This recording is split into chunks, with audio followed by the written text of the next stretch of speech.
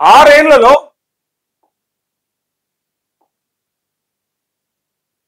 ఎన్ని వేల కోట్లు తెలుసా? మొన్న 6 ఏళ్లలో 18,000 కోట్లు రైతు బంధు రూపంలో వెంచర్లు, బీడు భూములు, హైవేలకు 20 ఎకరాలకు పైగా ఉన్న వారికి సుమారు 5,000 కోట్లు.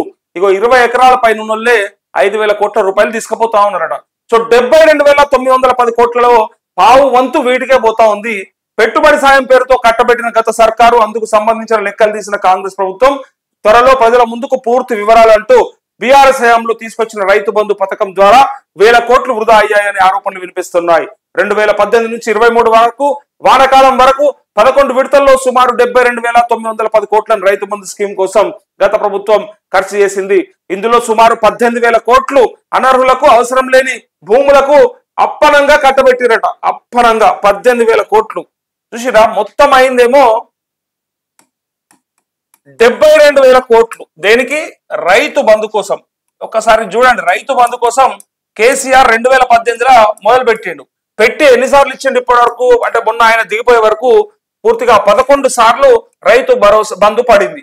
ఆ రైతు బంధు అప్పుడు ఈ 72,000 కోట్ల రూపాయలు అయితే ఇలా 18,000 కోట్ల రూపాయలు 18,000 కోట్ల రూపాయలు ఉట్టి పుణ్యాన పోయినాయట. ఉట్టి పుణ్యాన అంటే ఏంటిది? రియల్ ఎస్టేట్ భూములు ఒకటి, వెంచర్లు ఒకటి, ఇక చెట్లు, పుట్టలు, గుట్టలు ఉన్నాయి కదా పనికిరాని భూములు. ఆ పనికిరాని భూములన్నిటి కూడా 18,000 కోట్ల రూపాయలు వేయిందట. అట్లే 20 ఎకరాల పైన ఉన్న వాళ్ళే ఎంతమంది ఉన్నారో ఒకసారి చూడండి. 20 ఎకరాల పైన ఉన్న వాళ్ళే దగ్గర 5,000 కోట్ల రూపాయలు.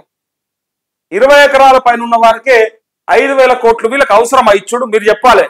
ఇగో ఈ 5,000 కోట్ల రూపాయలు 20 ఎకరాల పైన ఉన్న రైతుకు పోతా ఉందట. 20 ఎకరాల పైన ఉన్నాడు రైతు అవుతాడా అనేది నా ఫస్ట్ ప్రశ్న.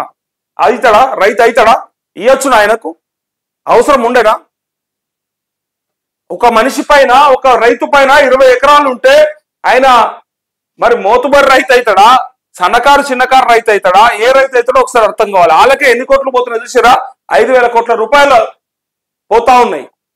అందుకోసమే రైతు బంధు ఒక లిమిట్ పెట్టాలని చెప్పి అంటుంది. దానికోసమే ఇక ఇక్కడ చూసిరు కదా, అప్పనంగా ముట్ట చెప్పినట్టు కాంగ్రెస్ ప్రభుత్వం గుర్తించిందని తెలుస్తుంది.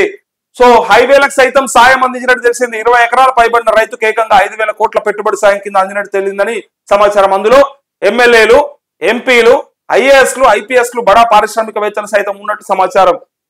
రైతు బంధు ద్వారా ఎంతమంది అనర్హులు లబ్ధి పొందారు, ఎంత మొత్తంలో ప్రజాధనం వృధా అయిందనే కోణంలో ఆలోచిస్తున్నట్టుగా, లెక్కలు తీస్తున్నట్టుగా చెప్పిండ్రు. ఇక్కడ బడా పారిశ్రామికవేత్తలకు, ఐఏఎస్లకు, ఐపీఎస్లకు, ఎంపీలకు, ఎమ్మెల్యేలకు ఆ సన్నాసులకు అవసరమా? సన్నాసులని అంటున్నారు. ఎందుకంటే ప్రభుత్వం ద్వారా లబ్ధి పొందడం, వాళ్ళకు వచ్చే జీతాలు సరిపోవనా, వాళ్ళకు వచ్చే అదర్ సోర్సెస్ ఆఫ్ ఇన్కమ్ సరిపోదనా, లేదంటే వాళ్ళు ఆల్రెడీ కూడబెట్టుకున్న ఏదైతే ఉందో ఈ రాష్ట్ర ప్రభుత్వం ద్వారా ఎప్పటి నుంచో తీసుకుంటా ఉన్నారు అన్ని కూడా అర్హత ఉన్నోడికి రాదు, కానీ అర్హత లేనోడికి మాత్రం అన్ని పథకాలు అందుతాయి. అందుకోసమే అర్హత ఉన్నోని కంటే కూడా అర్హత లేనోనికి ఎక్కువ డబ్బులు పోయినాయి అనేది ఇక్కడ కనిపిస్తున్నటువంటి సమస్య. ఇక్కడ చూడండి, వీళ్ళు అసలు అనర్హులైతారు. ఎంపీలు, ఎమ్మెల్యేలు, ఐఏఎస్లు, ఐపీఎస్లు రైతుల వాళ్ళు ఏమైనా వ్యవసాయం చేస్తారా? వ్యవసాయం చేస్తే వాళ్ళకి ఆ పెట్టుబడి సాయం అవసరమా అనేది పెద్ద ప్రశ్న. అయితే ఇక్కడ రైతు బంధు లెక్కలు తీస్తే 1,000 కోట్లకు పైగా ఆదా, వెంచర్లకు పెట్టుబడి సాయం, ధరణి మాయాజాలంతో పాస్ బుక్స్, అధికారులకు తెలిసిన నో యాక్షన్, పట్టించుకొని గత ప్రభుత్వం సర్కారు ఖజానాకు గండి అంటూ ఇక నిన్న దాకా రుణమాఫీకి సంబంధించిన వార్తలు వస్తే ఇలా రైతు భరోసాకి సంబంధించి ఇక క్లియర్ గా అంటే ఇప్పుడు మళ్ళీ పెట్టుబడి సాయం అందించాలి కాబట్టి, ఇప్పుడు టైం వచ్చింది కాబట్టి, మళ్ళీ రైతులు ఆల్రెడీ విత్తనాలు వేసుకుంటా ఉన్నారు, మొదలు పెట్టారు కాబట్టి ఈ వర్షాకాలం పంటకు రైతు పెట్టుబడి సాయం అందించాలి కాబట్టి ఆ పెట్టుబడి సాయం కోసం ఇప్పుడు ఈ ప్రయత్నాలు జరుగుతూ ఉన్నాయి. అంటే ఎవరెవరికి ఇవ్వాలి, ఎవరెవరికి కట్ చేయాలనే దానిపైన ఇక్కడ చూడండి, లెక్కలు తీసిన కాంగ్రెస్ ప్రభుత్వం త్వరలోనే ఆ వివరాలు బహిరంగ పరచాలని భావిస్తున్నట్టు విశ్వసనీయ వర్గాల ద్వారా తెలిసింది. పావు వంతు ప్రజాధనం వృధా అయిపోతా ఉంది వాళ్ళ పేరు మీద. ఇక్కడ చూడండి, బీఆర్ఎస్ హయాంలో రైతు బంధు పథకం పేరుతో రైతులందరికీ ఆర్థిక సాయం చేయాలని భావించిన గత సర్కార్ సాగులో లేని భూములకు సైతం రైతు బంధు సాయం అందజేసినట్టు తెలిసింది. ఎక్కడెక్కడ అంటే వెంచర్లు, గుట్టలు, బీడు భూములు, పెద్ద ఫామ్ హౌజులు, ఇంజనీరింగ్ కాలేజీలకు, రిసార్ట్లకు సైతం సాయం పంపిణీ చేసింది. స్కీమ్ నిధుల్లో పావు వంతు నిధులను ఇలా వృధా చేసినట్టు టాక్. ఇది పరిపాలన. కేసీఆర్ అప్పచెప్పినటువంటి డబ్బు పావు వంతు, ప్రజాధనం పావు వంతు వాళ్ళకి కట్టబెట్టిండు ఓన్లీ ఓట్ల కోసము. వీళ్ళని ఎందుకు నేను దూరం పెట్టుకోవాలి, దూరం చేసుకోవాలి అని చెప్పి ప్రయత్నం చేసి వాళ్ళకు కూడా ఇద్దామని పూర్తిగా పెత్తందారులకు, పెట్టుబడిదారులకు, భూస్వాములకు కూడా రైతు బంధు ఇచ్చిండనేదే ఇప్పటిదాకా వచ్చినటువంటి వార్తలు. ఆ 11 సార్లు ఇచ్చినటువంటి రైతు బంధులో ఇంతమందికి ఒక పావు వంతు ప్రజాధనం వాళ్ళకే పెట్టిండు. సో వాళ్ళకి ఈసారి కట్ చేయాలని చెప్పి త్వరలో ప్రజల ముందుకు వివరాలు తీసుకొస్తామని చెప్పిండ్రు. సో గుట్టలేవి, వెంచర్లేవి, హైవేలకు ఎంత ఇచ్చారని చెప్పి మొత్తం రిసార్ట్ల కాడికలు ఇచ్చారట. రిసార్ట్స్ ఇక్కడ ఇక అవకతవకలకు తావు లేకుండా రైతు భరోసా. ఇప్పుడు కొత్త గైడ్ లైన్స్ ఏంటి అంటే ప్లాన్ చేస్తా ఉన్నారు. వీటికి ఏమి ఇవ్వకుండా, వీళ్ళకి ఎవ్వరికి ఇవ్వకుండా రైతు భరోసా వీళ్ళు చేసే ప్లాన్ ఒకటి. ఎందుకంటే 20 ఎకరాల పైన ఉన్న వాళ్ళకే ఎంత పోతుందో అనేది ఇక్కడ క్లియర్ గా చెప్పిండు కదా. సో 5,000 కోట్ల రూపాయలు 20 ఎకరాల పైన ఉన్న వాళ్ళకి పోతాయట. అలాంటప్పుడు ఈ 5,000 కోట్ల రూపాయలు తగ్గించుకోవడానికి ఫస్ట్ స్లాబ్ పెట్టడానికి ప్రయత్నం చేస్తా ఉండరు. 20,000 కాదు, ఇంకా దాన్ని తగ్గిస్తే 5 ఎకరాల లోపుకే రైతు భరోసా పడుతుంది అనేది క్లియర్.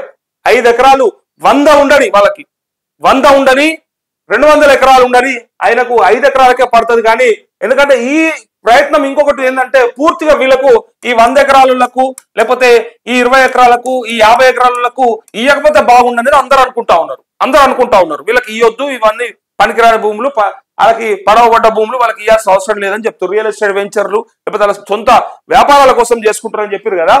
వీళ్ళకైనా సరే 5 ఎకరాలకు వేస్తారట. ఎందుకోసం అనేది నేను చెప్తా. ఈ 5 ఎకరాలకు కూడా వేయకపోతే ఏమవుతుందంటే వీళ్ళకి దూరం చేసుకునే పరిస్థితి అవుతుంది. మేము లేవా ప్రభుత్వంలో, మాకు లేదా అవకాశం అని చెప్పి అంటారని, లేదంటే మేము ఓటేస్తలేమా అని అంటారు కదా. అందుకే ఈ 5 ఎకరాలకు వీళ్ళకు కూడా వర్తింపజేసే ప్రయత్నం చేస్తా ఉన్నారు. సో ఎన్ని ఎకరాలు ఉన్నా సరే 5 ఎకరాలకు మాత్రం రైతు భరోసా పడుతుంది. అది 15,000 రూపాయల చొప్పున ప్రతి ఇయర్. సో ఇక్కడ ఇయ్యకూడదు ఎవరికంటే ఐటీ పే చేసేటోళ్లకు ఇయ్యరట, ట్యాక్స్ పే చేసేటోళ్లకు ఇయ్యరట. అట్లే ఈ ఎంపీలు, ఎమ్మెల్యేలు, ఇంకా ఐఏఎస్లు, ఐపీఎస్లు ఉన్నారు కదా, వీళ్ళకి రాదట. ప్రభుత్వ ఉద్యోగస్తుల గురించి ఒక్కసారి ఆలోచిస్తా ఉన్నారు. గవర్నమెంట్ ఎంప్లాయీస్ కొంచెం డౌట్ ఉంది. ఇది ఆల్రెడీ మాట్లాడుతూ ఉన్నారు. ఇందులో మన క్యాబినెట్ మీటింగ్ లో కూడా మాట్లాడినారు, చర్చలు కొనసాగుతూ ఉన్నాయి. సో గవర్నమెంట్ ఎంప్లాయీస్ కి ఇస్తే ఇవ్వచ్చు, లేకపోతే లేదు. ఇది 50-50%. ప్రభుత్వ ఉద్యోగస్తులకు ఇవ్వనా లేదా అనేది ఒకసారి ఆలోచిస్తా ఉన్నారు. బట్ మిగిలిన వీళ్ళకు మాత్రం ప్రజాప్రతినిధులకు, అట్లే ట్యాక్స్ పేయర్స్ కి అండ్ ఐటీ రిటర్న్స్ ఫైల్ చేసేటోళ్ళకి వీళ్ళెవరికి కూడా ఇవ్వకూడదని చెప్పేసి డిసైడ్ అయిపోయారు. దీంతో పాటు 5 ఎకరాల పైన వాళ్ళకి కూడా రాదిగా. 5 ఎకరాల వరకు వస్తుంది కానీ 5 ఎకరాల తర్వాత 10, 20, 30, 40, 50, 100, 600 ఉన్నారు కదా. ఆర్మూర్లో కూడా, ఇక్కడ మేడ్చల్లో కూడా ఉన్నారు కదా. వీనికి ఇయర్ గా బంద్ అయిపోతాయట. సో ఇది రైతు భరోసాకు సంబంధించినటువంటి గైడ్ లైన్స్ ఇట్లానే వస్తా ఉన్నాయి. సో వీళ్ళకు అంటే ఇంకొక డౌట్ ఏముందంటే చాలా మంది మరొక కుటుంబంలో 10 ఎకరాలు ఉంటుంది, ఈ రోజు 5 ఎకరాల వరకే ఇస్తారని చెప్తా ఉన్నారు కదా. దాన్ని స్ప్లిట్ చేస్తే ఎట్లా? దాన్ని ఇంట్లో కుటుంబ సభ్యుల పేరు పైన ఇంకొక కూతురో, కొడుకో, లేకపోతే భార్య పేరు మీదకో 2-3 ఎకరాలు, 4 ఎకరాలు కనుక స్ప్లిట్ చేస్తే మరి వాళ్ళకి వస్తుందా అంటే దానికి కూడా ఒక గైడ్ లైన్స్ పెడతా ఉన్నారు. ఏ డేట్ లోపు రిజిస్టర్ అయినాయి అనే దాన్ని బట్టి లెక్క. తర్వాత మళ్ళీ ఇంకొక 5 సంవత్సరాల తర్వాత, 4 సంవత్సరాల తర్వాత వాళ్ళకి అవకాశం ఇస్తారట. ఇప్పుడు మాత్రం ఏ డేట్ లోపు రైతు రుణమాఫీ ఎట్లయితే డిసెంబర్ 2018 నుంచి తీసుకున్న వాళ్ళను డిసెంబర్ 2023 వరకు ఎట్లయితే కట్ ఆఫ్ డేట్ క్రియేట్ చేసిండ్రో ఆ కట్ ఆఫ్ డేట్ ఇక్కడ కూడా సేమ్. రిజిస్ట్రేషన్ చాలా మంది ఇప్పుడు వెళ్ళి చేసుకునే ప్రయత్నం చేస్తా ఉన్నారు. తక్కువనో ఎక్కువనో మరి ఇప్పుడు మార్చుకుంటే, పేరు మార్చుకుంటే కొంత తగ్గుతుంది కదా. సో రైతు బంధు ఇద్దరికి పడుతుంది కదా అని చెప్పి ఆలోచిస్తా ఉన్నారు కుటుంబ సభ్యులు.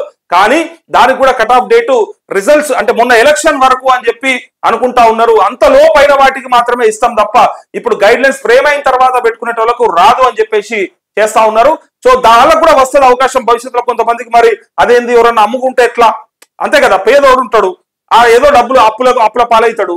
5-6 ఎకరాలు ఉంటది, 5 ఎకరాలకు రైతు బంధు వస్తుంది కాబట్టి ఇంకో 2-3 ఎకరాల వరకు అమ్మేసిండు అనుకుందాం.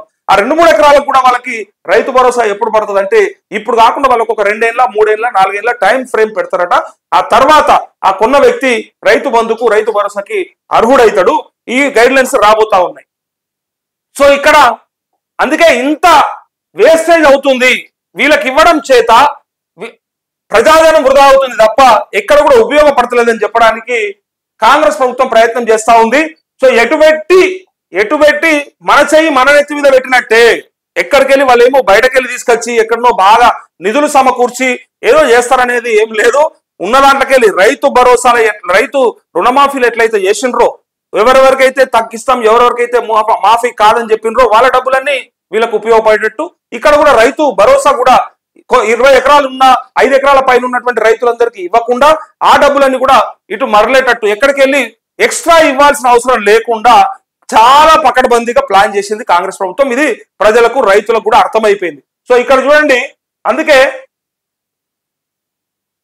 ఇప్పటిదాకా ఇగో అధికారులకు తెలిసిన నో యాక్షన్ పట్టించుకొని గత ప్రభుత్వం సర్కారు ఖజానాకు గండి పడుతుందట. సర్కారు ఖజానాకు గండి పడుతుంటే ఇప్పటిదాకా అధికారులకు తెలిసి కూడా కావాలనే పట్టించుకోలేదని చెప్పి చెప్పిండ్రు.